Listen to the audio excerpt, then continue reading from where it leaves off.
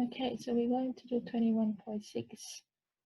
So the problem is basically trying to incorporate the firms and the consumers together in the general equilibrium. Okay, so where all the firms are trying to maximize the production function, and all the consumers are trying to maximize their utility functions. Okay, so we try to incorporate all the parties in the economy together in a general equilibrium.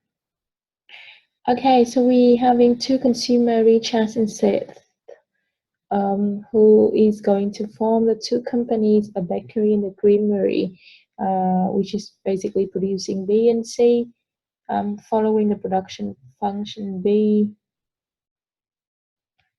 Okay, so on the production side, the bakery is going to be producing B following the function KB to a power a half plus LB to a power half, everything squared. And C,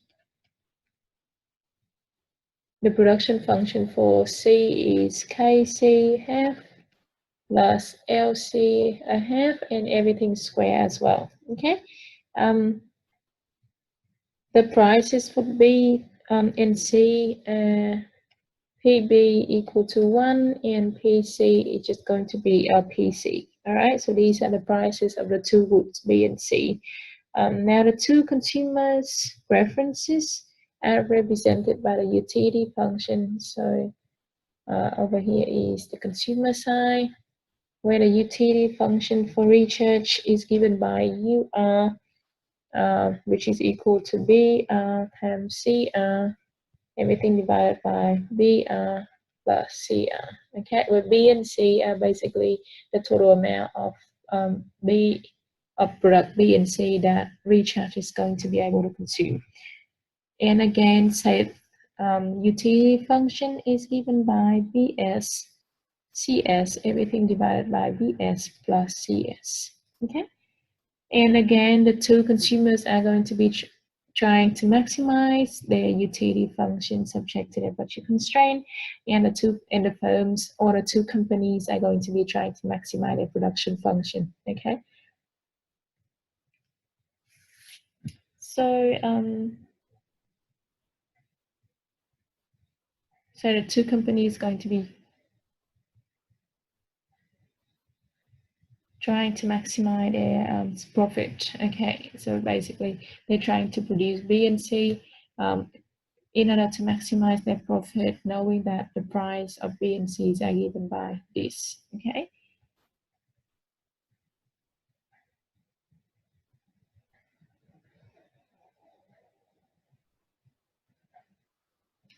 All right.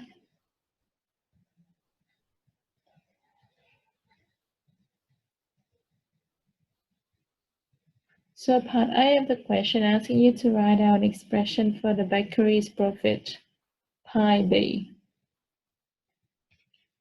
Okay, so the bakery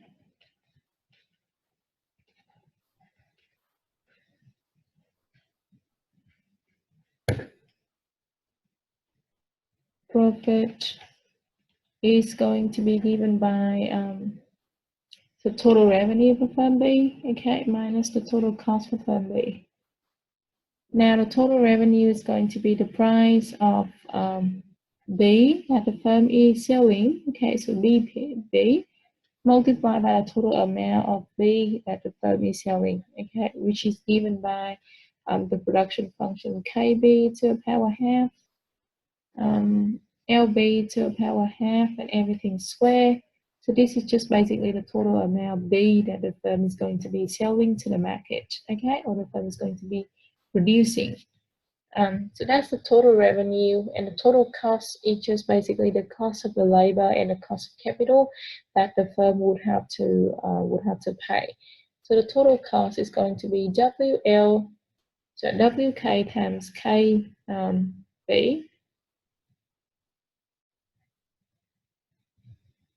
okay, plus WL times LB. Okay, so this is the total cost of labor and capital the firm would have to pay for using capital and labor to produce a certain amount of output B. to sell to the market.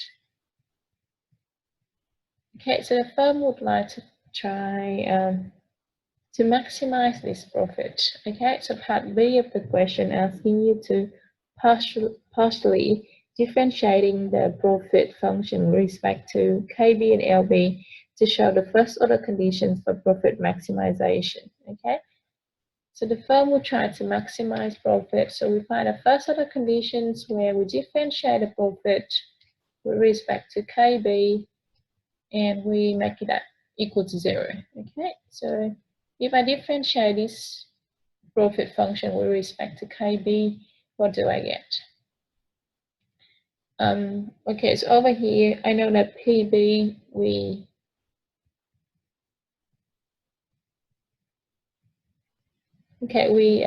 normalize to 1 already, so this one will just be equal to 1. Now, so if I differentiate this expression with respect to KB, remember over here, you will have to apply the chain rule where you're treating the whole thing inside a bracket as a function of KB. Okay, so when you differentiate this, I'll give you 2 KB a half, LB a half, okay, to the power of 2 minus 1, which is 1. Multiply by the differential of the inside the bracket with respect to KB. And that will give me half of KB to the power negative half. Okay, while the differential of LB with respect to KB will just become 0. Okay, and I'll differentiate this with respect to KB. I get WK, and I would like to make it equal to 0. Okay, now WL times LB, which just becomes 0. Okay. So very similar, if I differentiate a profit function with respect to LB and make it equal to 0, I'll get a very similar result. Okay, so here I get 2 KB a half, LB a half, to the power 1 times half of LB negative half minus WL, that is going to be equal to 0. Okay. So I'll call this is the first, this is the second equation.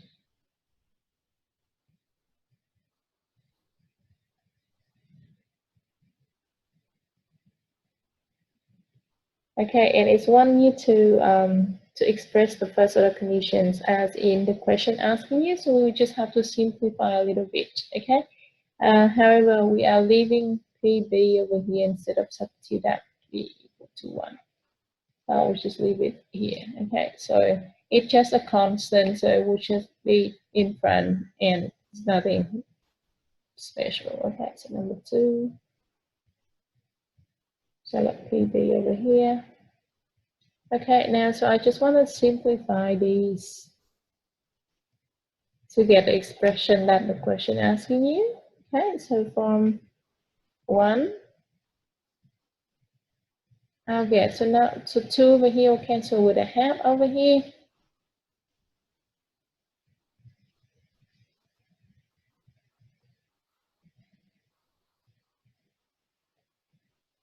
Okay, so that will give me PB, KB to the power half, LB to the power half. Okay, so multiply by KB to the power negative half minus WK equal to 0, so that would just be times KB to negative half is equal to WK. Okay, so if I move WK to the right hand side, and so therefore PB, KB half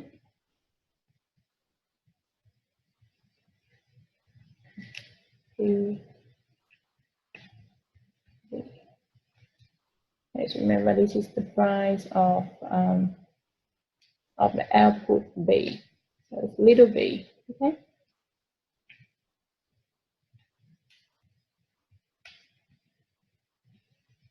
Okay, so it should be the little b over here, which is the price of the output, okay, not the price of, so it's not the big B where it's represent the bakery, okay? So in the textbook, it's writing P with a capital B, which is not right, okay? So it has to be the little b over here to represent the price of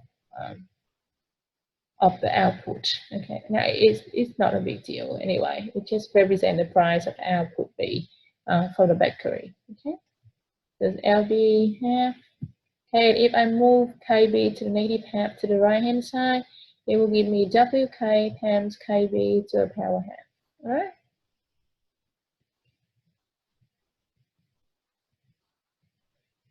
And very similar from the second equation, I would just be able to simplify in the same way. I got KB a half plus LB a half, and that's just equal to WL times LB to the power half. Okay, which is so as you can see from here, these two are equal to each other because they are both equal to PB times KB half plus LB half. Okay, so therefore from the first and the second, we have PB KB a half plus LB a half just equal to L, so WK KB half times equal to WL times LB a half. Okay.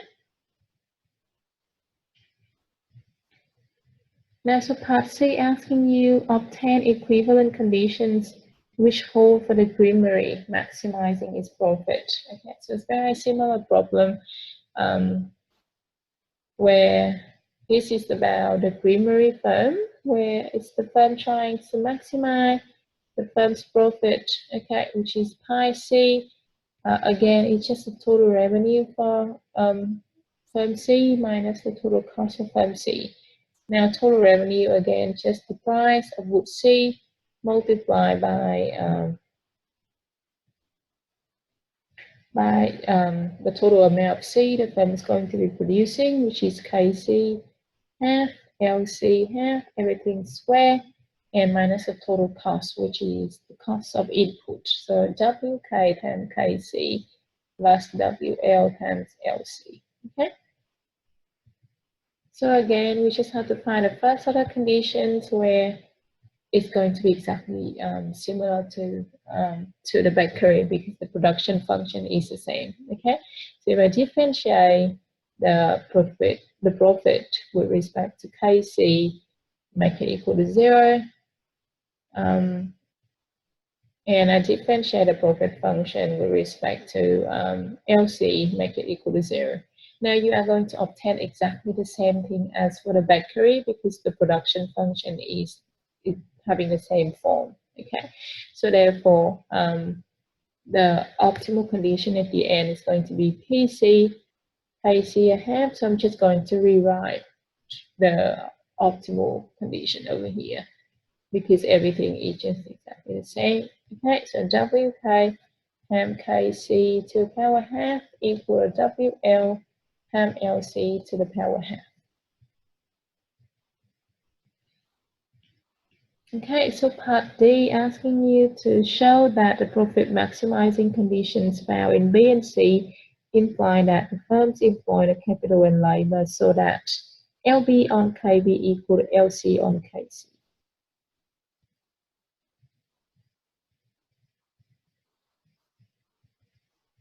Okay, so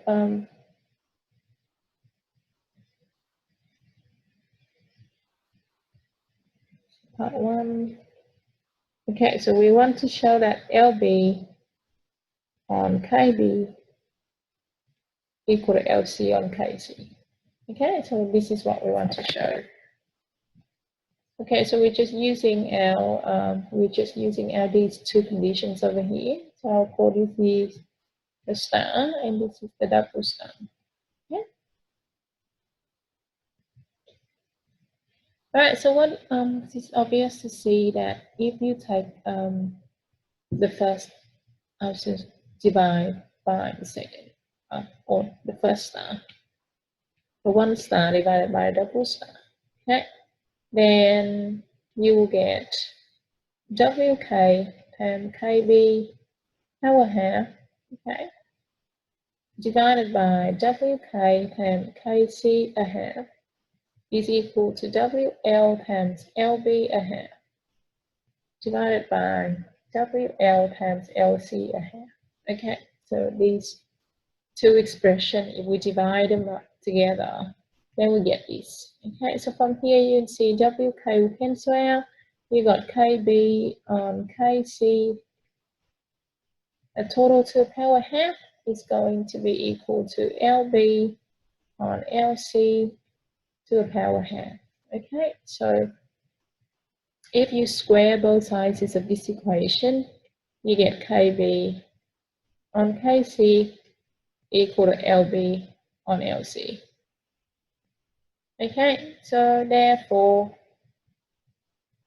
if you move KB to the bottom over here and LC up to the top, you get LC on KC, which is moving these. Okay, so you get LC on KC equal to LB on KB. Okay, which is what the question asks you to prove.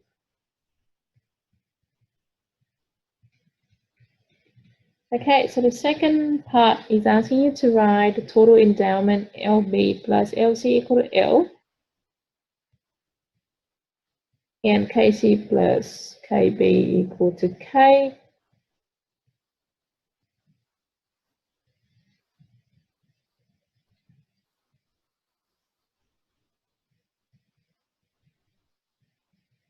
And we want to show that LB on KB is equal to L on K, which is obviously easy. Okay, so given that, so the total amount of labor used to produce bakery and the total amount of labor used to produce creamery, it has to be, so the sum of the total labor used in the production, it has to be equal to the total endowment of labor. Okay, so basically this is just the full employment condition where we assuming that all of the input is going to be used in the market, so no waste. Okay, so all of the labor is going to be used either for bakery or for creamery. Okay, so the total of the labor used, it has to be equal to the total labor available in the market. So that's just the full employment condition. Okay, so again, similar, the total amount of capital used for production, it has to be equal to the total amount of capital available in the market. Okay, so full employment of capital and full employment of labor. Okay, so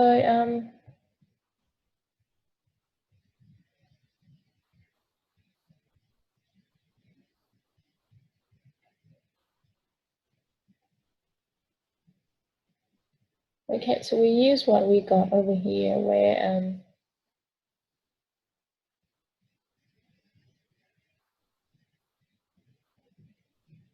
okay, so from 1 we have LC on KC is equal to LB on KB. Okay, so therefore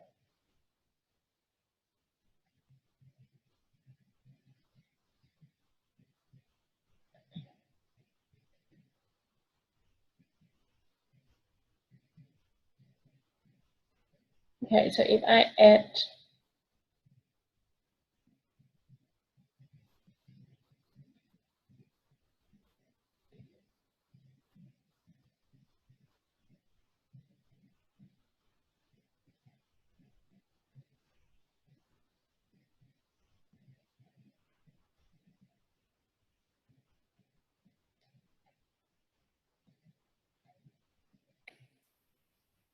okay, so we want to find LB on KB and we want to prove that it is equal to L on K. So therefore we should try to substitute away LC and KC. So knowing that LC is basically equal to L minus LB, okay, it's from the full employment condition over here. And KC again is just K minus KB, okay? And so that has to be equal to LB on KB. So now if I do cross multiplications, I will get L minus LB times KB, and that has to be equal to LB times K minus KB, okay? Now if I expand everything, I'll get LKB minus LB KB, equal to LB times K minus LB KB. And so LB KB will cancel out. So what I'm left with is L KB is equal to LB times K. Okay, and so therefore LB on KB is just going to be equal to L on K. All right, so that is what the question asking you to prove. Okay, so part 3 asking you to show that the price of wood B is equal to the price of wood C and equal to WK times WL on WK plus WL. Okay, so again we are going to use the star and the double star equations that we obtained earlier over here, okay, to find the value of PB and PC. Okay, so from the star equation, we can see that PB is going to be equal to, okay, so we're going back over here. So as you can see, PB is going to be equal to WK times KB to the power half divided by KB half plus LB to the power half. Okay, so it's WK KB to the power half divided by KB half plus LB half.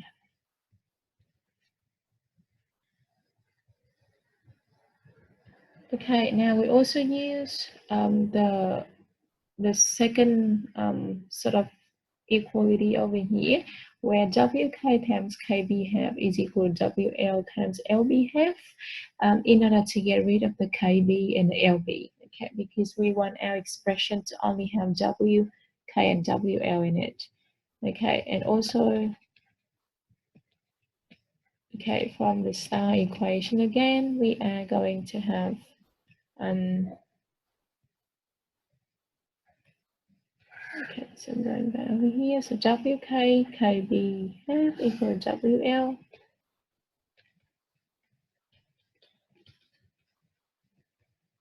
times LB's half.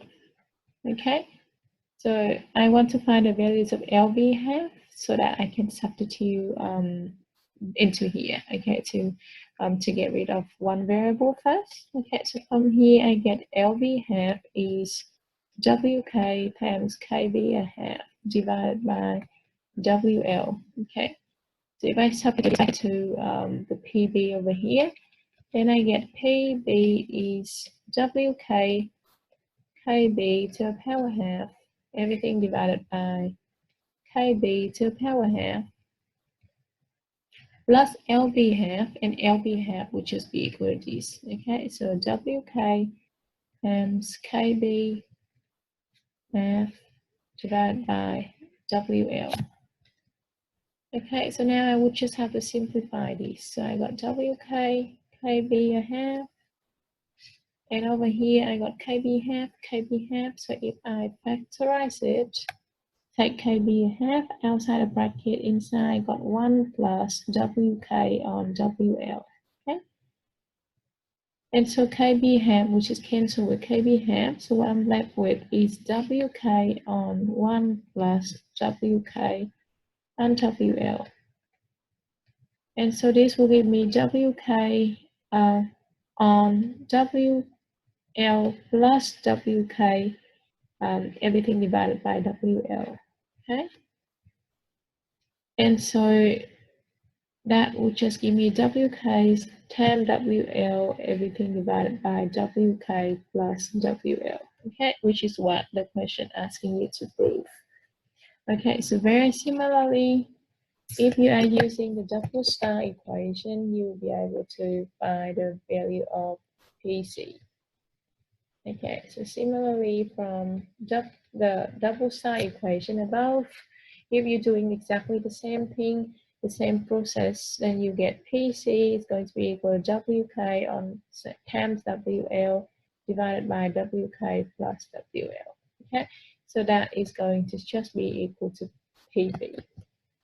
So the price of two woods are the same and is equal to this expression. Okay, so part B asking you to confirm that if both firms are maximizing their profits at any allocation for which KBLB is going to be equal to a fraction beta of the total endowment K and L, and the rest is going to be used for K for production of C. Okay, so if that is the case, then the profit is going to be maximized for both firms. So basically, if the firms are using say the same fraction of capital and labor for their production, then that is going to be the profit maximizing condition. So we know from earlier. Okay, so we know from part 2. Okay, in part D, that the firm is going to be the firm's profits are maximized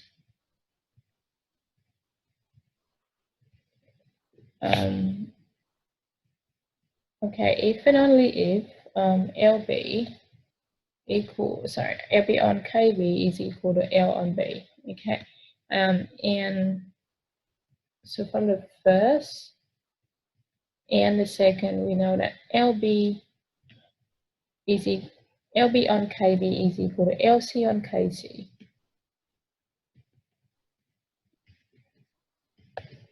Okay, and that is equal to L on K. Okay, so this is the profit maximizing condition that we found earlier. Okay, so long as the fraction of the input ratio for each of the firms is equal to the ratio of the labor and capital, then the firm's profit is going to be maximized. Okay, so therefore, for any allocation of the inputs such that LB KB is equal to a fraction beta of L and K, so that it's just going to be equal to beta of L and beta of K. Okay, so the same fraction of labor and capital.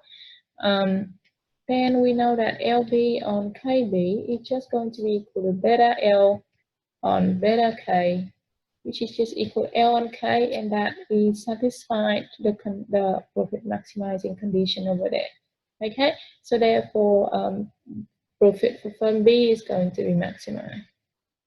Okay, so firm B's profit is maximized. Okay, and very similar for any location. So any allocation with LC, KC is just equal to the rest of the L and K. Okay, then so that H is 1 minus beta L and 1 minus beta K that is used for the production of C.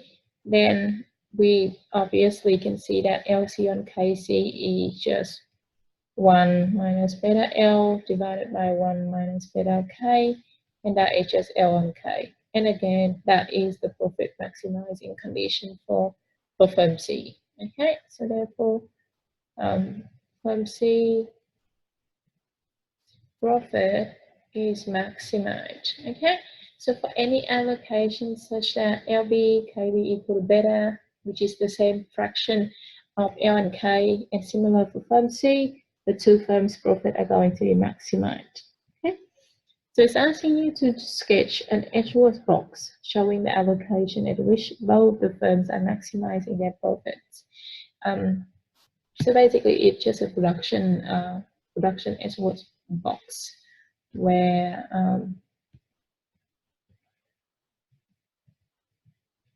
where we just have like a normal case where I got from B over here, from C over here, or the production of B and the production of C over here. Okay, so on a horizontal, I just got a total amount of labor, or a total amount of capital, and on the vertical, I got a total amount of labor. Okay.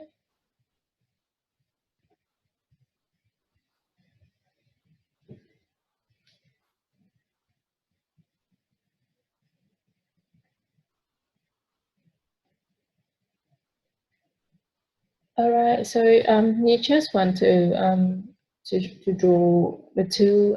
So according to the production function, we know that the isoquant is going to be a normal convex because we have a well-defined sort of production function. So the isoquant for the production function, which is basically the convex curve. Okay, so for firm B, it's just going to be, sorry, so that was just going.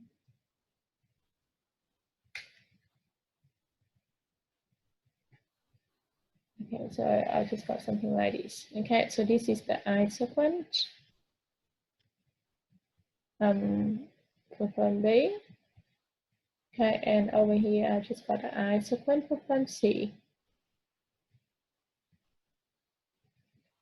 Okay, and these two is going to be touching over here where the marginal rate of technical substitutions are equal to each other, and they equal to the input price ratio, which is just going to be WK on WL. Okay, so remember I put K on a horizontal, so the slope over here, so if I use a straight line, okay, to get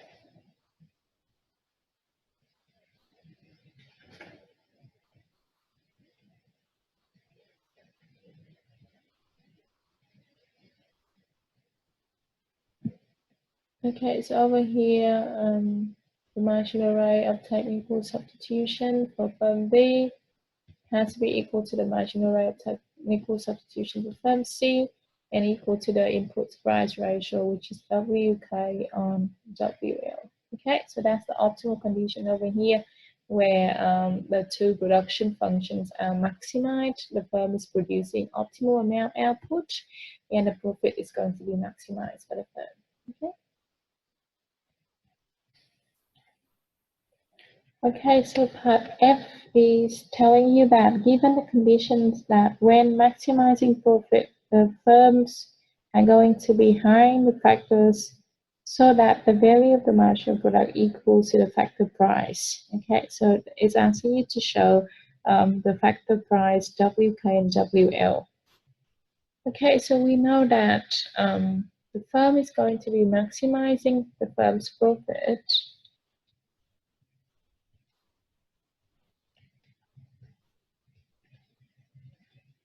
Okay, when it's employing the factor up until the point, the value of an extra factor is going to be equal to the cost of doing so. Okay, so for example, if the firm decides to employ one more units of labor, then it has to be the case that the value of that extra labor or the value of the marginal product that is going to be produced by that labor, it has to be bigger or at least equal to the cost of employing that labor. Okay, so the firm's profit is going to be maximized when the firm is employing the inputs up until the point where the value of the marginal product of the input is equal to the cost of the input, okay, which is the factor price. All right, so for the bakery, okay, or for firm B, the profit is going to be maximized when the firm is employing labor up until the point where the value, so the marginal product of labor for firm B, okay. So remember, marginal product of labor is how many units of output, how many more units of output the firm will be able to get by employing one more units of labor. Okay, so that is the marginal product of labor. So if you multiply the total amount of extra output a labor can produce by the price of the output, okay, then you get the value of which is basically the total amount of money that the extra labor can bring to the firm. Okay, now that has to be equal to the cost that the firm will have to pay to the labor, which is the price of the labor. Okay. So the firm's profit is maximized when the firm is employing labor up until the point where the value of that labor is equal to the cost of that labor. Okay, so very similar for the capital, marginal product of capital for firm B, which is the extra output firm B will be able to get by employing one more unit of capital. If you multiply by the price of would be, okay, so the extra output multiply by the price of the output is going to give you the values or the money value of of the output that an extra capital can produce, okay, and it has to be equal to the cost of that capital that the firm will have to pay. Okay, so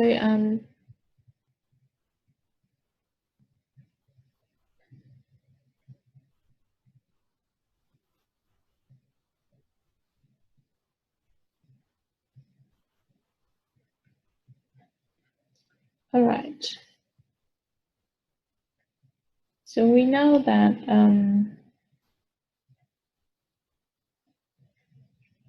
okay, so it's very similar for the creamery. Okay, so PC times marginal product of labor for firm C, it has to be equal to WL, and PC times marginal product of capital for firm C, it has to be equal to WK. Okay, so knowing the marginal product of labor and capital from before, we will just have to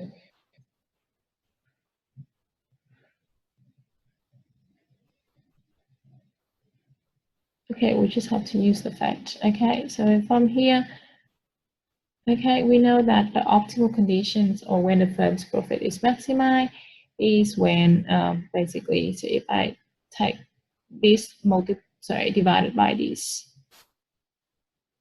I say the first, second, third, fourth. Okay, so if I take the first divided by the second, we are back to remember our basically profit maximization. Or the optimal production conditions where the marginal rate of technical substitution equal to the input price ratio. Okay, so marginal product of labor on marginal product of capital is going to be equal to WL on WK. Okay, so this is just our normal optimal condition, but this is just to show you how we basically having this condition over here. Okay, right, so knowing marginal product of labor is basically half of KB, half KC, so LB, half, and everything to power 1 times a half of KB negative half divided by marginal product of capital. Sorry, it's labor, so that should be LB. Okay, I got KB half, LB a half of KB negative half, and that is going to be equal to WL on WK. Okay, so simplify this. I get half will cancel with half. The whole thing inside the bracket are the same, so cancel out. So this is not half, it should be 2. Okay, and half cancel with half. So what I'm left with is LB on KB, everything to the power negative half. Okay, now to get rid of the negative half, I just have to swap the position of KB and LB. Okay, so I'll do step by step. Okay, negative half, WL on WK. And so therefore, if I swap K and L, then I can get rid of the negative sign.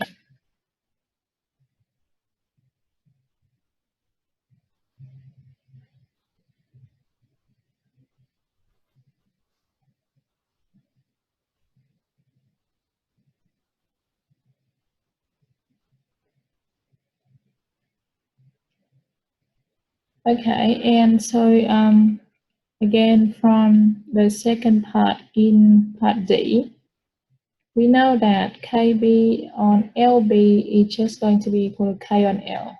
Okay? So therefore, if I use that fact and I substitute in here, I get WL on WK is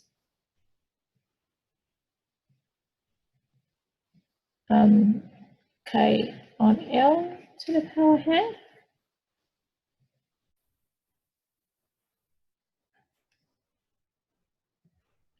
Okay, so we have WL on WK equal to K on L to the power half.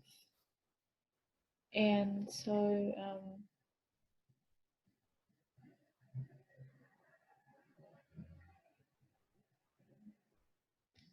okay, so therefore WK on WL, so if I swap the position, I'll get L on K to the power half, which is basically, I just try to get to the solution that the question asked you to show it, okay? And also we are going to use the first condition over here, okay?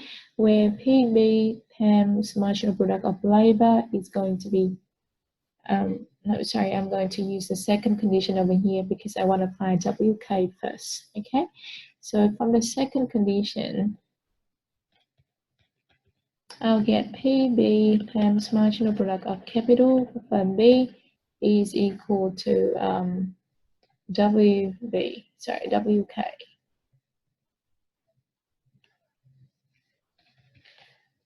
And so I got PB over here, marginal product of capital for firm B is just going to be equal to 2 KB power half, LB power half, times half of KB to the power negative half, okay? And so that equal to WK. So I got PB over here, 2 will cancel with a half, that will give you 1. Now, so if I expand the bracket, KB to power half times KB to power negative half, it's going to give me KB to power 0, which is 1, okay? So I got 1 and plus LB power half times KB power negative half. That is going to give me LB on KB, everything to the power half. Okay, and that is just going to be equal to WK. Okay, so we use the fact that PB is given to us equal to 1 and LB divided by KB is just going to be equal to L on K that we found in the second part in part D. Okay, then so therefore PB will just be equal to 1, so that it disappears. LB on KB just equal to L on K, everything to the power half. Okay, and that is just going to be equal to W K over here. All right, so so that is what the question asking you to show. And now we want to find WL. So we are going to use the fact that we found over here, where WL is just going to be equal to okay, so I don't need to do this. Okay, so I'll use this one where WL, so I'll call this one is the fifth condition. Okay, so from the fifth, I will have WL is K on L to the power half times WK. Okay, and if I substitute WK into here, I got K on L to the power half, and WK is 1 plus L on K to the power half.